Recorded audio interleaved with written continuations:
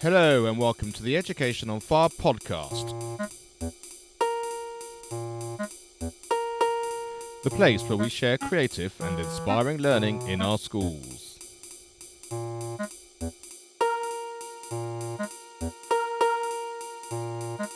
Episode 64. Hello and welcome back to the Education on Fire podcast with me, Mark Taylor. Today I'm delighted to be joined by Flora Barton, who's the head teacher of Crowmarsh Gifford Primary School. Hello. Hello. I first met Flora just a few weeks ago. There was a celebration event by the National Association for Primary Education, which was really the combination of a European project that the association had been involved in, going around different countries in Europe, looking at the way that they teach. And there were 6 schools in Oxfordshire here in the UK that took part, and their focus was on how outside trips away from the school confines of their buildings actually had an effect on the learning of their children. And through my conversation with her at that event, we also talked about testing and marking, and she was telling me how they do much more limited testing, if any testing at all, and also that marking is done much more verbally rather than written down. And I thought it's really exciting and something I'd really like to talk more about. So thanks, Flora, and just tell us a little bit about your history from the school's point of view. Okay. So I've been teaching for a little while now, and I was a deputy head teacher at a 2-form entry before I came here, saw that the opportunity came up and jumped on it, came to visit, and was delighted to be appointed head teacher here. It's close to home, which is great. So a part of the community, and it's brilliant. And how long have you been here? This is now my fifth year. And in terms of your journey here at the school, has it been fairly straightforward, or has there been lots of changes? I mean, how's it worked over that 5-year period that you've actually been head teacher? No, it's absolutely been a journey, that's for sure. It's been a challenging journey. I don't think we've had 1 year without its challenges and its ups and downs. We try and do things quite differently here, so it has gone against the grain. But it's been a great journey. It's been wonderful, and there's definitely been transformation in thinking and changes in everyone and in the community. And can you take us through what some of those changes are? I mean, is it basically been policy? Has it been an ethos thing, or just sort of take us on a little journey through what those changes actually are? First of all, it was a wonderful school when I arrived, and definitely a part of the community. One of the things was about building the team, building up the staff, and getting them working together, opening up our doors and working in collaboration. I think that was the big thing. Also, what the big thing to begin with was about creating independent learners. And focusing rather on testing, but focusing on children developing skills of resilience, bounce back ability, learning from mistakes, and those skills. As we know, teaching children skills of how to be a learner and how to learn is more successful in actually getting children ready for tests than anything. So we don't teach to a test. We actually develop children with these learning skills so that they are able to do well in whatever they're thrown into. Well, that really does sound fantastic, but in practice, what does that mean, no testing, and how does that fit in with the current climate that we're in, with the SATs coming up in the next few weeks, and also, lots of teachers will expect marking to be maybe colour-coded so that students know what they're doing. So how does that fit in with the way the school works? So the not teaching to tests obviously has become a part of the journey. To begin with, when I first started, it was about creating independent learners. So one of the first things that we started with was actually an approach which we call in our school purple learning, which is from Diana Pardo, and it's underpinned by Carol Dweck's growth mindset. And that was all about creating independent learners, getting them ready for whatever challenges they came up against, getting themselves to challenge themselves, and understanding what skills they needed to be the best learners that they could be, no matter what they were learning. And from that, then came the removal of levels, which all schools had to buy into. The removal of levels for us was an opportunity. We took it as a chance to actually question the purpose of everything we did in school. And as part of this, now we have 2 core questions. And one of the questions is, what are we doing? How will it impact the children? What is the purpose of what we are doing? And then the other thing that we have to think about is also, what impact will it have on staff workload? Key to us is well-being of our staff, well-being of our children, and we all truly believe that this happens with the staff first.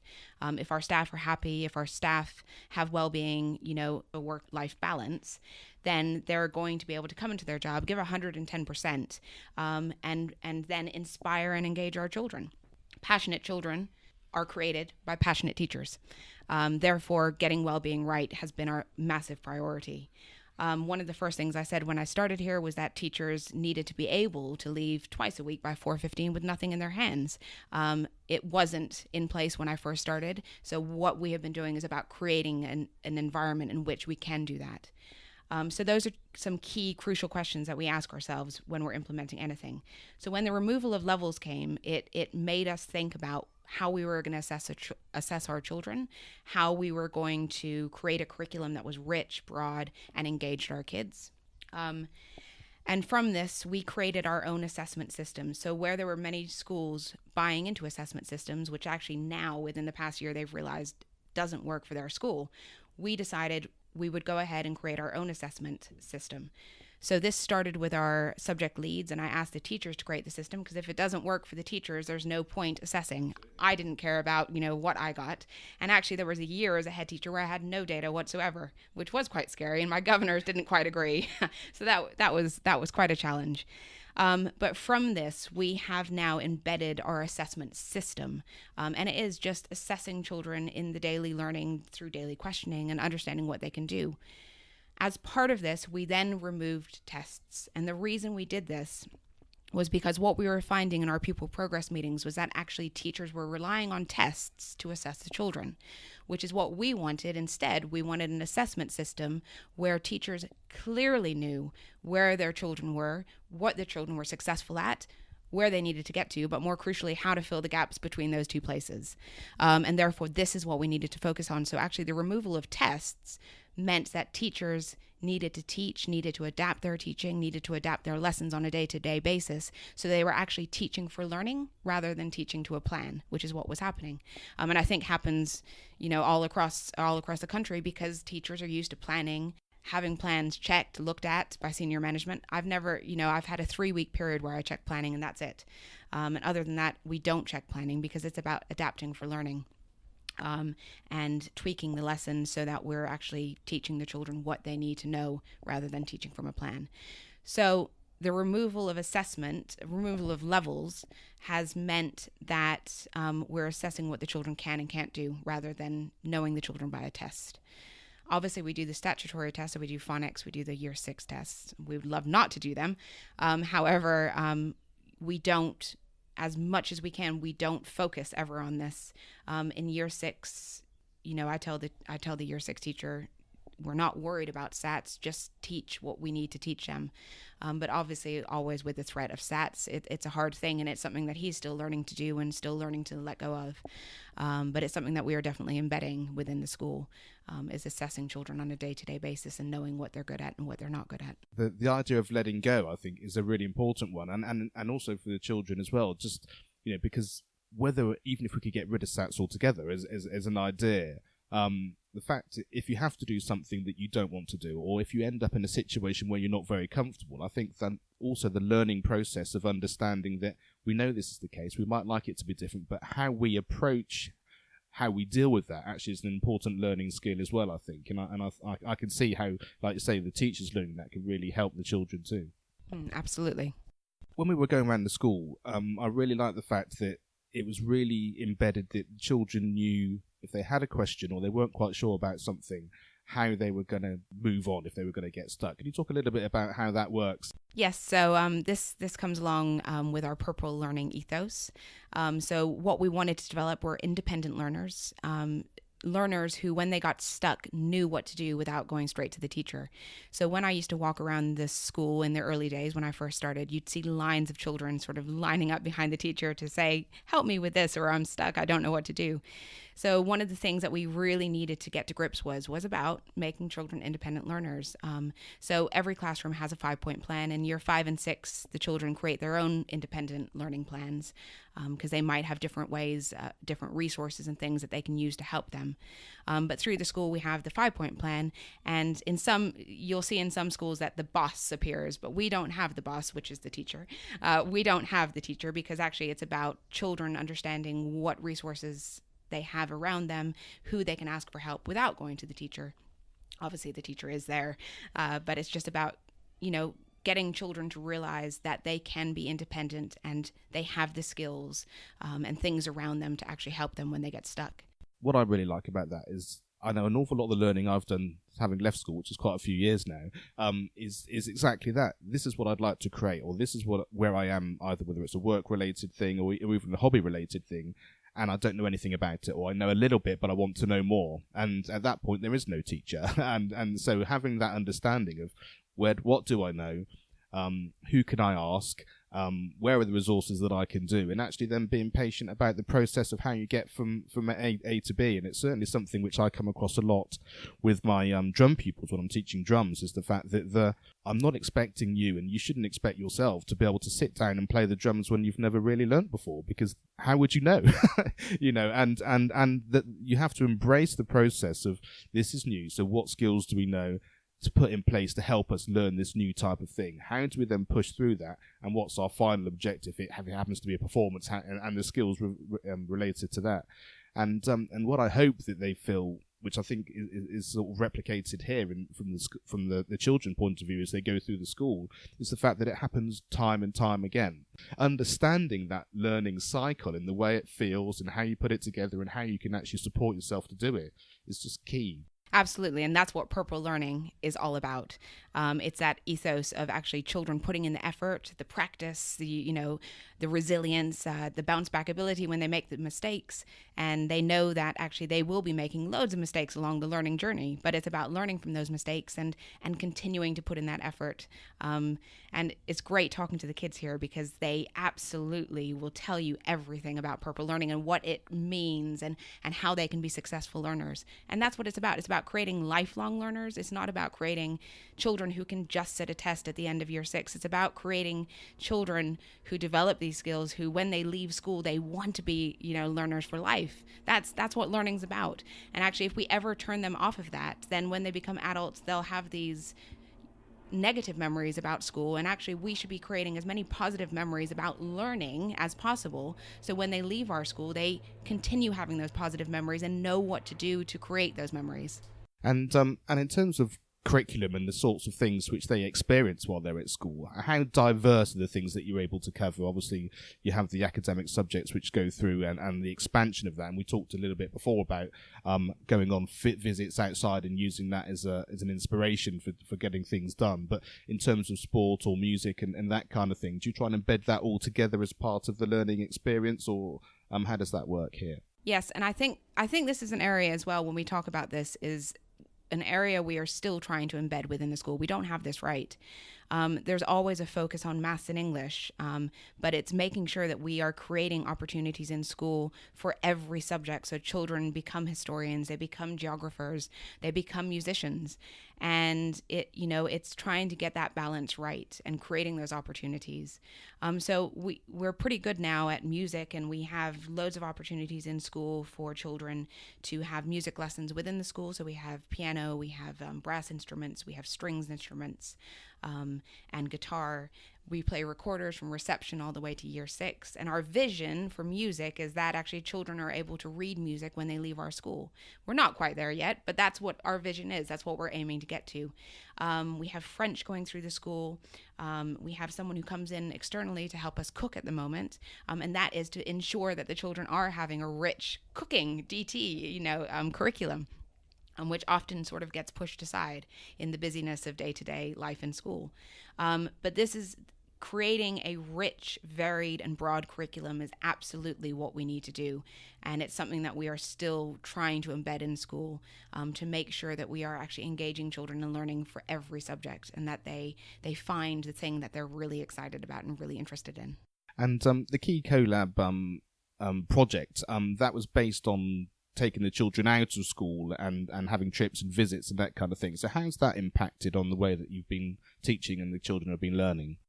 So that research was extremely interesting, just in the fact that actually it raised the profile for us as a school of the impact that educational visits can have. I think before going into it, we knew what the impact was going to be, but really focusing on it and actually having to assess it and having to look at the skills that the children were gaining by going on these educational visits made it really interesting for us, because it clearly showed us the impact of, educational visits on children's learning. So, for instance, one trip, I was actually really lucky because during this research, I was actually teaching for a few months in the class that was going on some of these trips. So we went to just a local trip. We went to the Wallingford Museum. And after we'd gone to the museum, we decided to go to the castle gardens, the ruins. And we did a reenactment of pretending, we were royalty in these gardens. And we came back to school and we wanted to do a recount. The children decided they wanted to do a recount. So we came in and wrote this recount. I think some children had done diaries. And this one child, who's normally very reticent in class and has really low confidence in himself and his abilities, hates to write. He wrote this incredible diary entry and actually then stood up in class and read it. And it's just seeing stories like that where you see these children who usually aren't engaged in learning, who suddenly come to life because of a really simple experience just outside of the classroom. And I think it made us realize more that it doesn't mean these grand trips. You don't have to do that. You can just go simply outside in your own environment and make learning come to life. You can still do the same lessons, but just in a different environment sometimes makes it more memorable for the children. And I think it really brought that to life. And one of the things actually that's sort of stemmed from this is a focus for us now. We make sure that every class goes on 3 educational visits a year, at least, but that we are trying to use our outdoor space much more so that children are learning in a different context than just the classroom environment. We now have some of the TAs in our school have taken on the learning of a couple of children where they've created and planned for these children to go to the local store. It's fantastic. They go into the store with their maths resources. They take everything with them. The shopkeeper has actually created an environment in there where she's priced up all the sweets and allows them to use the cash register. And they go in there and they do their maths lesson in this store. And it's fantastic because the community members come in, they see the children, they talk to the children, they talk to the TAs and say, what's going on? And they talk to them. And it's just a brilliant way, such an easy resource to use, but just a whole new way to open up learning and real maths learning. And it's just creating opportunities like that, really.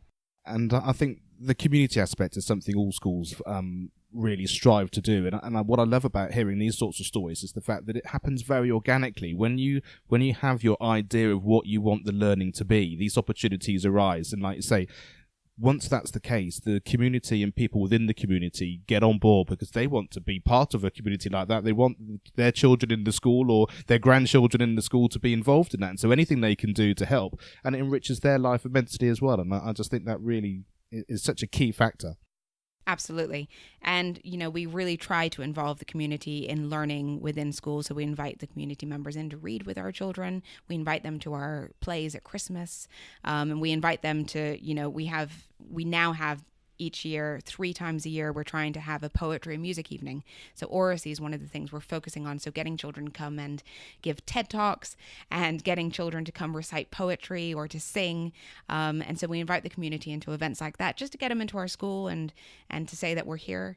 One of our values actually as a school is service. And so one of the things that we now do as a school is 3 times a year at Christmas, Harvest, and at Easter, we have our children, we ask parents for donations of Easter eggs at Easter, biscuits at Christmas, and harvest items at Harvest, and the children go and hand deliver to our senior citizens in our village Easter eggs at Easter, and with a card saying we're thinking of you at Crowmarsh. So it is about trying to get the community involved and actually making them realize that we're here as a school, we're here thinking about them, and we'd love them to get involved. Yeah, and I think service is such an important thing, and actually starting from the point of what I can do for someone else, how I can support someone else, and I think it's all the joined up thinking about it, which I really like. It's the fact that it's still part of school. It's still part of everything that's going on, but it's an integral part of it all. It's like well, we've done our maths for the day and we've done our English for the day, so now what should we do now? and it's very easy to get into that, isn't it?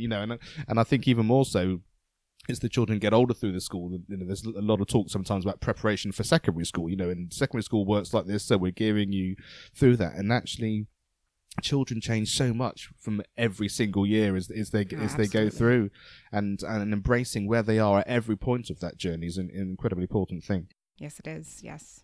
So why don't we talk a little bit about where this stems from your point of view? You're obviously incredibly passionate about it, and you're able to enthuse. I mean, you only have to just walk around the school to feel it coming from every member of staff, and every child is really enthusiastic. And I love the fact we walked across the playground and all the maths equations and things were being drawn on the playground in chalk. It's that kind of, you really want to be part of it. But where does that come from you? Is there someone that mentored you or inspired you, or is it just having a real sense of having experienced it another way that you didn't enjoy? Where's the sort of inner strength come from that point of view? I think, I mean, as I said, it's been a journey. It's been a challenge to get to where we are. You always come into a school with a vision. As a leader, you always have a vision, I think. As educationalists, we have a vision of what we expect education to be. But it's always not so easy to get everybody on board to that vision, no matter how much you try and get them involved. So that's been a challenge as part of our journey, is making sure everyone's on board. But one of the things that we do, obviously, is we question what we're doing, which means we're often doing things that aren't the status quo. We're often doing things that other schools aren't doing. But it is about being brave. But the thing is I question that. We always say it's about being brave, but actually it's not about being brave. It's actually about doing what's right for the kids, and that shouldn't be bravery. And I think we say it's bravery because we have Ofsted and we have SATs and we have all these external pressures which make us think we have to be doing something a certain way. And actually, we shouldn't be thinking that. As leaders, we should be thinking what's right for our kids, what's right for the staff. Let's get it right for them. And hopefully, actually, if we get it all right for them, we can't really step a foot wrong, because if it's right for the kids, if it's right for our staff, then whoever comes into the school to look at us, to externally judge us, it'll be right for them. Surely it has to be. So it's about doing what's right for the children. It's about doing what's right for our community. And I truly feel passionate about that. But I think having the ability to do that, it is about networking. It's about collaboration. Twitter is a great resource for building up a network of people who are there to support you, who have similar thoughts. And people like Dame Alison Peacock, who obviously, has a fantastic head, absolutely inspirational. It's hearing stories like hers where actually it makes you realize, yes, you can do it. There is another way. And it's just about more people doing it and more people putting the children truly at the center. And saying, actually, we're going to do that. We're not going to care about what Ofsted say, because if Ofsted come in, they'll see that we are doing the right thing. And I think it's about that. So, yes. And I think that really is what Ofsted, I think, in its original guise, was set up to do. It was there to just go and see what was going on in schools. And it's often sort of, the tables have turned so much more around, as you said earlier, teaching to what you think Ofsted want to see, rather than just showing your school in its full glory and allowing them just to witness what it is. And I'm sure it has to be exactly as you just said. If everybody is shining and learning in the way they want to, and staff that are loving what they're doing and inspiring the children through that, that's what everybody wants. It's what everyone needs, and it's going to make the world a better place as the generations go through. I mean that has to be that way, I'm fairly sure. And I think it's key that we have to start with, the children, obviously, and the teachers who teach them. If teachers are coming in bedraggled and tired every day because they've been up planning for hours or worried about an observation they're having the following day, they're not going to be any good to the kids. And for kids to be inspired, they have to have teachers and staff who are truly energetic and inspiring themselves and passionate about what they're doing and happy themselves coming into work every day. Or else the children won't be engaged and they won't be learning. I think for us as a school as well, I've been really lucky in that I've built this network up on Twitter. I've built up a network of fantastic head teachers within the partnership. And also the team here are truly brilliant. I have such an incredible team of staff who again, truly put the children at the center of everything they do. And that's what makes the difference. And it really is a journey, isn't it, that to get everyone to really, I guess, believe that they can actually put their vision in place as well, so like you say, it's the school's vision, it's your vision, it's bringing their personalities and their vision in too, which can take you, that collaboration can take you in places you wouldn't have even imagined, before.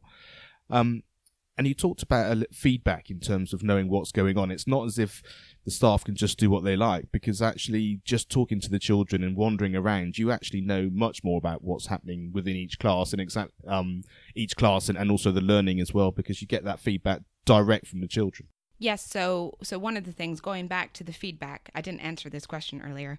Verbal feedback is one of the main ways of giving feedback to children in our school. So when Ofsted came in October, they looked through our Year 6 books, for instance, and saw no teacher marking, because it's all done by feedback by the teacher.